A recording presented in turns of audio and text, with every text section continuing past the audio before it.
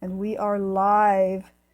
I'm live here with Nelly Johnson. This is Gloria, and this is Convos with Gloria in the heart of the city, San Diego Facebook page. And, I thought, we're stuck at home, we're quarantined, and I reached out to my friend Nelly, who is a relationship mentor, and various other things that she does. I think she's in the middle of writing a book as well. But Nelly, will you introduce yourself and tell us a little bit about yourself?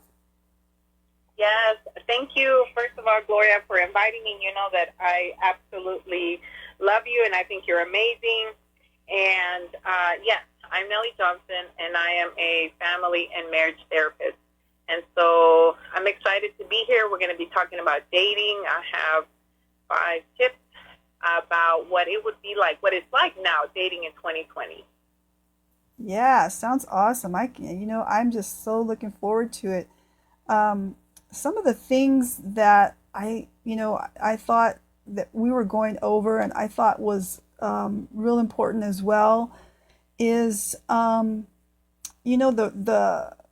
the red flags, and some of that is, I wanted to tackle the dating part of things as well, since Yes. I'm single, and I just started a singles group, and I want to do events eventually, when we're off the quarantine and all that. Oh my gosh, let me know. I'll be there. I'll no.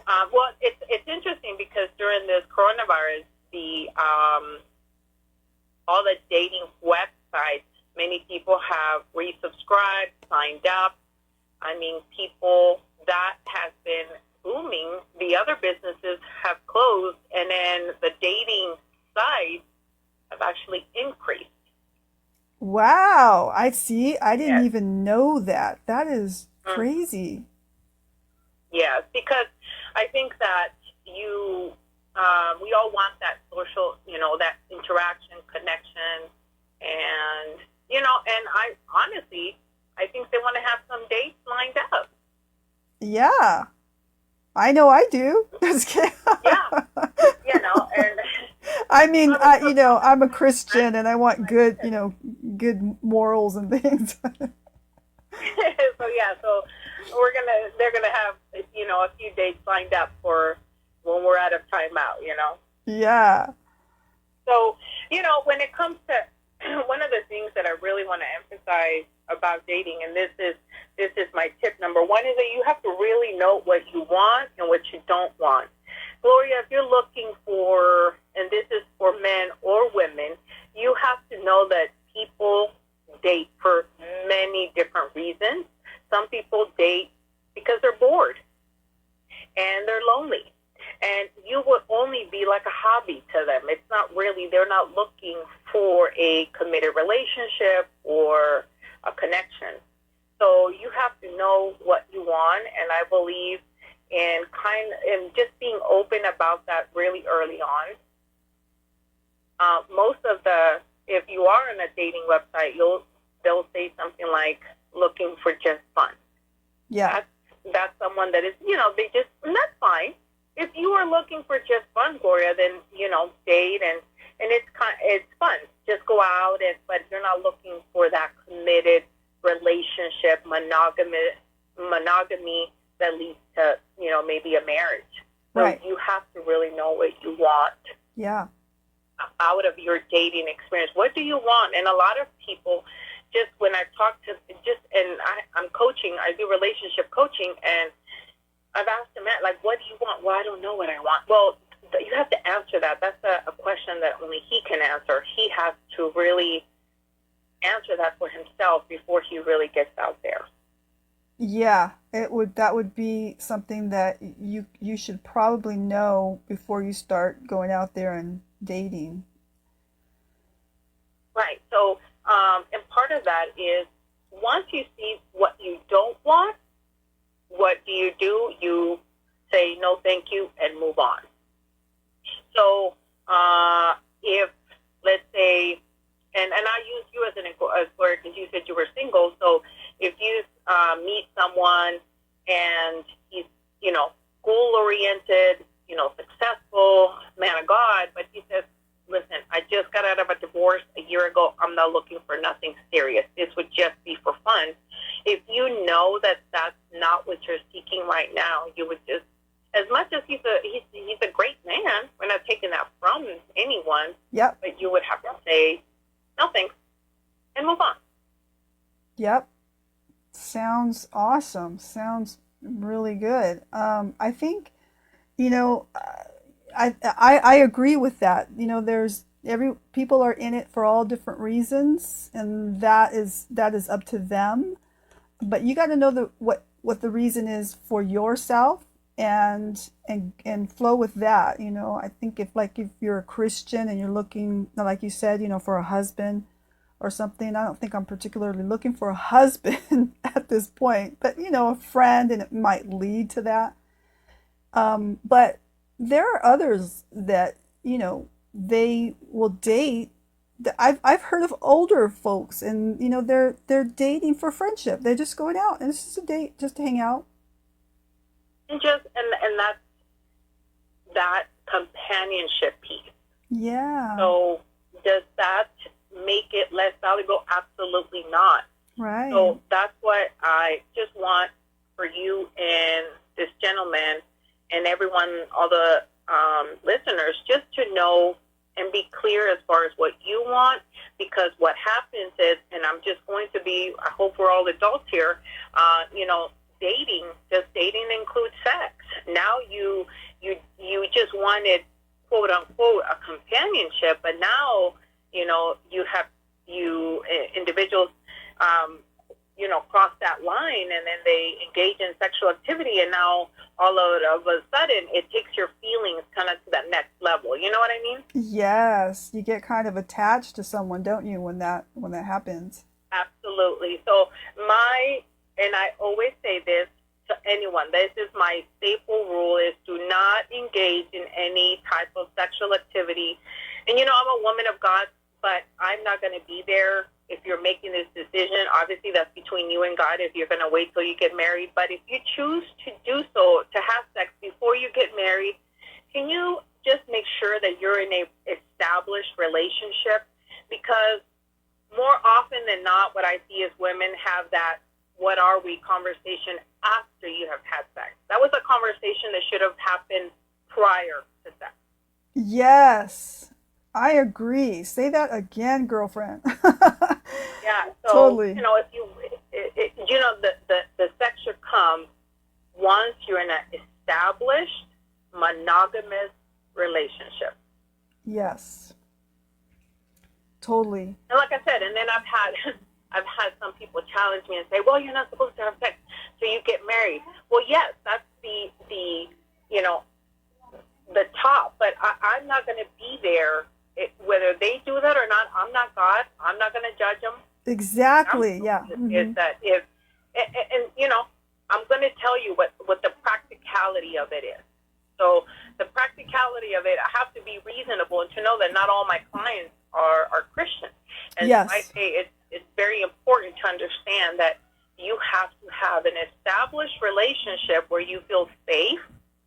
And if you do decide to have sex, at least it's an established relationship already that you know that it's just between you and that other person.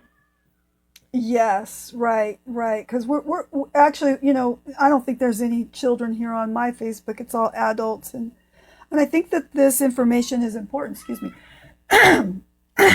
And I agree with you. That when you say that you're not the babysitter, you're not going to be babysitting and hanging over someone and going with them on their date and making sure they're not having sex. That's their responsibility, right? They have to decide, what they will choose to do, and that's between them and God. And that's what I explained to my fellow Christian men and women that have tried to be like, well, Nelly, you should tell them to wait till they get married. And I said, I'm not the babysitter and I'm not God. Yeah. So it's personal responsibility at that point. But what I am going to give you is I'm going to equip you with tools that you need because, this is my area of expertise. Exactly. It's so good. I totally agree. I totally agree. Equip people with the tools and let them decide what they're going to do with their life, how they're going to use those tools, Absolutely. and So that takes us, to number two, and that's, you had already started talking about that, are those red flags. And yeah, those are also called deal breakers. And you had mentioned something so powerful, because a lot of people have deal breakers and they overlook those. And ooh, then that's get good. deeper in the relationship, and then you're like, wait, you're not Christian? Mm-hmm. 6 months later, and they've, sexual intimacy has happened. Mm-hmm. You realize, but you knew back then, month one, that was not a believer, let's say. Mm-hmm. Mm-hmm. Yeah. Those are probably, the things that we should get out of the way before we go any further, right? the not Absolutely. the well, another friend of mine calls it the non-negotiables, and I really liked when my friend was teaching this is some self-development teaching, and that stuck with me. I was like, that is so true. You got to have your foundation set, your non-negotiables, what you choose to live by, and then we can take it further. So, what are some general non-negotiables? And I always ask people this, and they're like, what is that? Some, like, standards are people that have really anger management and issues, and there's a lot of people that do, and it's not just men. I know that society wants us to believe that, but it's not. There's women too, and once you get into a relationship where there's pushing, shoving, that kind of stuff, is, I say that it doesn't matter what else is going good. Yeah. That's a no-go. Yeah, I totally agree with that one. Yeah, you walk away fast from that. And a lot of we interpret, individuals interpret different behaviors as, oh, he just loves me more, because they're jealous, and those are not, you're interpreting information incorrectly. So we have to really learn to interpret those things as what they are, and that's controlling behavior, And at first, we think it might be kind of cute, Gloria, like, oh, he doesn't want me to wear this or that because he's, but that's controlling behavior. So when you talk about red flags, one of the things that I tell people, if you ever feel like you're walking on eggshells, that is a clear indication that, something is wrong in this relationship. Like, you can't really express yourself. You don't want to make them upset. If you say that, you're going to make them mad. And you can't, if you're feeling that way and you're listening right now, just know that that's something you have to pay attention to now, early on in the relationship. Yeah, that's really good advice right there. I like that. Yeah, I wouldn't want anyone to be, put in a position where they think that, dysfunction is love. And it happens a lot of that when I do coaching. I said, you have to know that unconsciously we will attract what we were exposed to. So if you were exposed to domestic violence, if you were exposed to a unhealthy relationship in chaos, you will unconsciously attract that. So consciously, you're not attracting. You're like, I had a client, she's like, I seem to attract what I don't want. Yeah. Well, because there's still some healing that needs to take place. There's still some wounds that need to get addressed. Yeah, that's really good. So good. that's what's going on. So you have to really sift through your past. And what I do for people is connect the dots. I tell people this all the time. Well, how does, people ask, well, how does relationship coaching or therapy, how does that work? It's the exposure to new information and the fact that we connect dots. Sometimes our past really really dictates the relationships that we fall into. Yeah, I can totally see that, just as leading a church for the amount of years that I've led a church, um, and working with people from all over the place, all over the world, pretty much. Um, Everyone is different and culture is different as well. And, we like you said, we interpret things completely different. And it has to do with our upbringing, the way that we were raised, and, what we think is normal. But if it's hurting you, and it's causing you to not, be able to live at your fullest in the way that, for me, in the way that God has designed you to be, then it's probably best that you don't go there. You get away from that, and especially if you're not married, get out of that. Yeah, and that's exactly what is going on. Sometimes in relationships, we fall into this. It doesn't matter if his name is Joe, James. There's individuals that seem to attract the same type of personality. Yeah. So if you are one of those individuals that attract the same toxic, different face, different name, ethnicity, no, that doesn't matter. It's the same toxic type of personality. I would tell you, and I'm very honest, I said, don't date. Take some time off to just do some internal work. Yeah. I think that is excellent advice. Because I think, like you were saying, I think, we attract, what we are. And if we are living that life where we know who we are and what we want, then we attract that. People, I see that. Even I'm single, and not to say too much about myself, but I can No, go ahead. I can see how, I can see the types of people who I'm attracting, and I like that. But I seen the type of people that I used to attract, and I'm like, whoa, that is See? scary. And that's growth. That's growth because you can see by that. And a lot of people say, well, they also, and this segues to just being part of number two, is just setting boundaries. There's this new movement of individuals that are very narcissist, and those are the most selfish individuals. And I'm always joking around. How do you stop a narcissist? Is you say no. You draw some boundaries.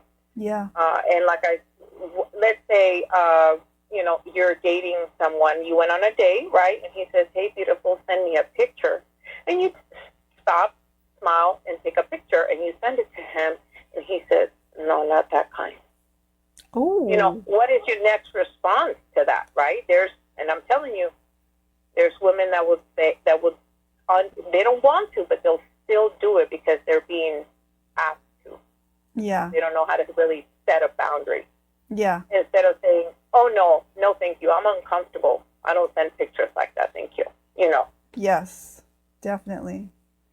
That is good advice, and that goes for, every single person, male or female. Yeah. We're not targeting. We're both female. We're not targeting men, but we are, speaking to male and female, and that goes both ways. Because um, that it just this the culture that we live in today, that people are just like that.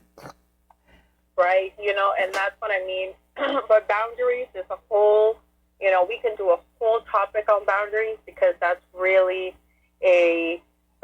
an area where I think as a society we have to improve. We feel like we have to be nice. As children, how many times do we see our tia or our aunts and our uncles oh, go give your tia a hug, and you don't want to, and then we're forced to. Mm-hmm. Those are the type of. I know that you might think like, well, no, that's small, but no, those are very big things that say to a child, your no doesn't matter. Exactly. Yeah, I agree with that. I totally agree with that. Yeah, that's something that I was protective with my children about, especially the girls, with the ability to empower them to say no. Um, Probably maybe overboard with that one, Right? but No, no, it's. I don't. I never did. I never made my son. Oh, go hug, grab. No, he doesn't want to right now. Just give him a few minutes. He'll warm up on his own. yeah, totally agree with that. I love And this section with the red flags.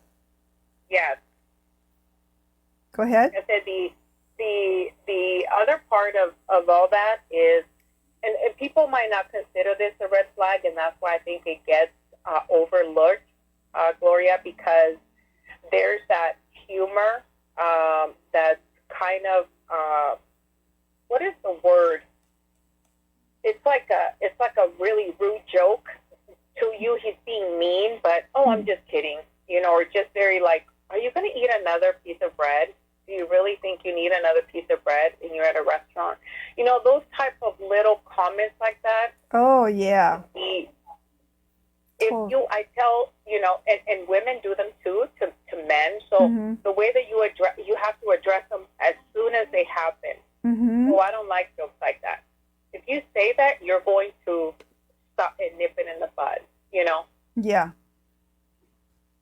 Yeah. I would say something like, because I'm really nice and I'm really easygoing, but there's that other side of me that clicks in and it's gangster.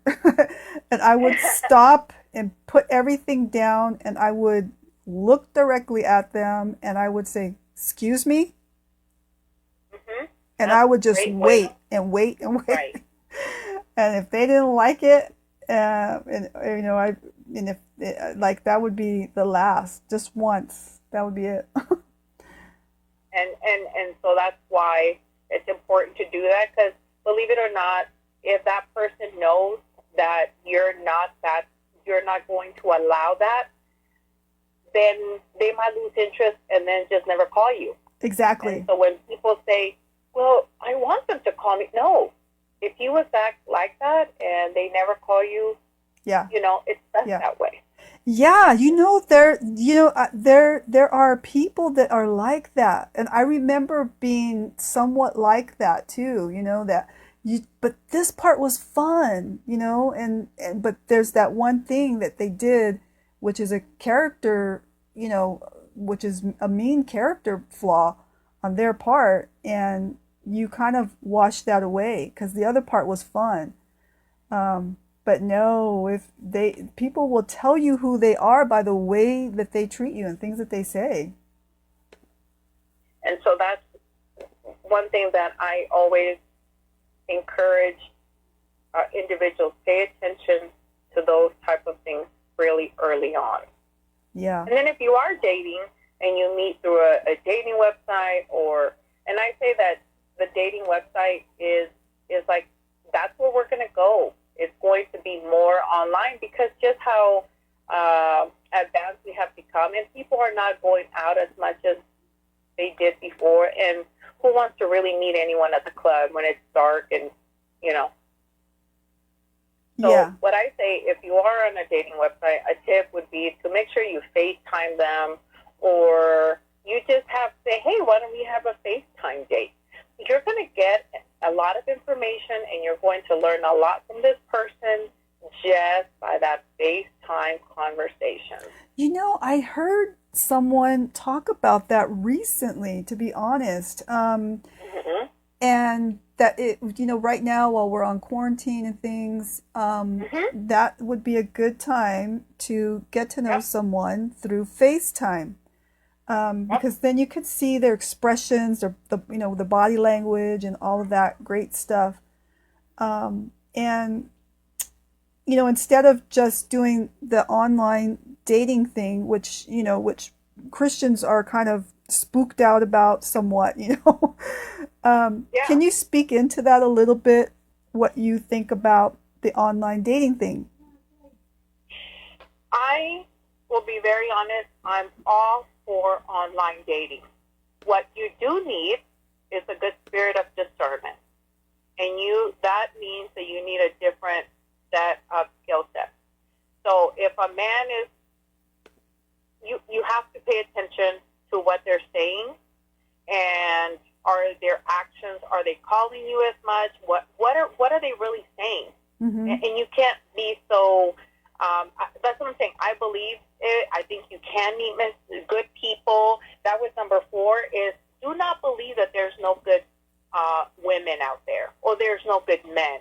Yeah. And sometimes you get around someone, your best friend or a girlfriend, and they'll start saying, no, there's no good women or no good men. And so then they just taint your experience. That's not true at all.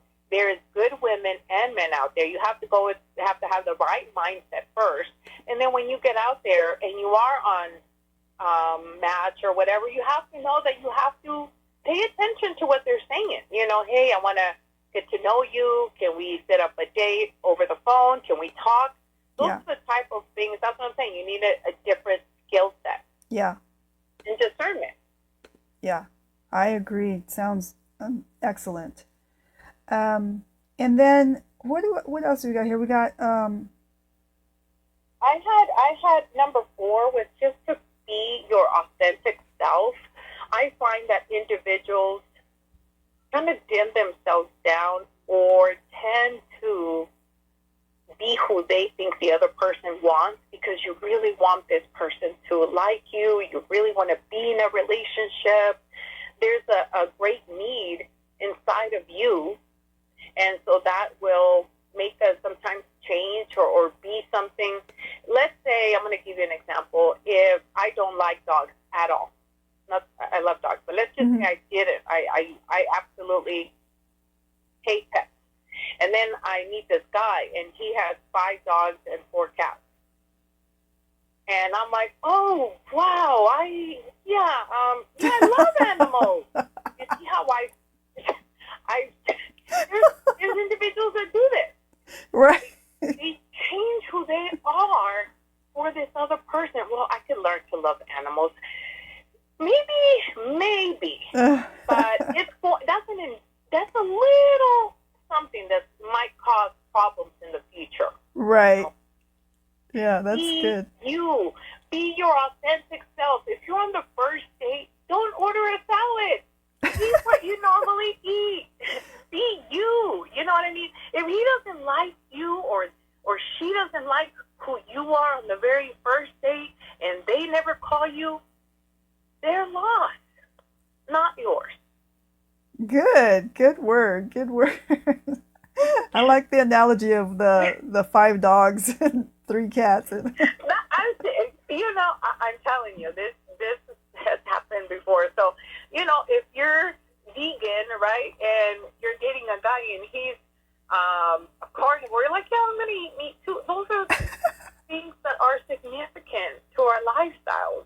Yeah. And so they can cause problems in the future. So be you, Yeah.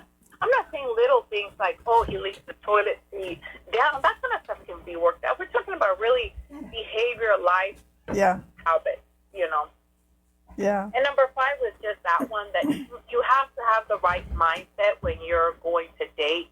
You can't say, well, I hate dating, but then you're on a dating website and, you can't have that negative energy because it comes off and your body responds to all those negative thoughts in your head, and it's not productive.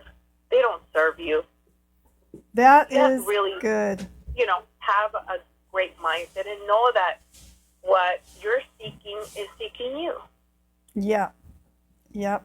That is really good. Thank you, Nelly Johnson. We want to have you back again. Will you come back again to speak to us? Oh, yes.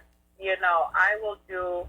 Gloria, you can ask me for anything except my pen and my ATM card. Because anything else, I'm going to say yes. You got some money in there. Yeah, I got some. So, just let me Awesome. Thank you so much, Nelly Johnson. Guys, I'm going to be sharing this out.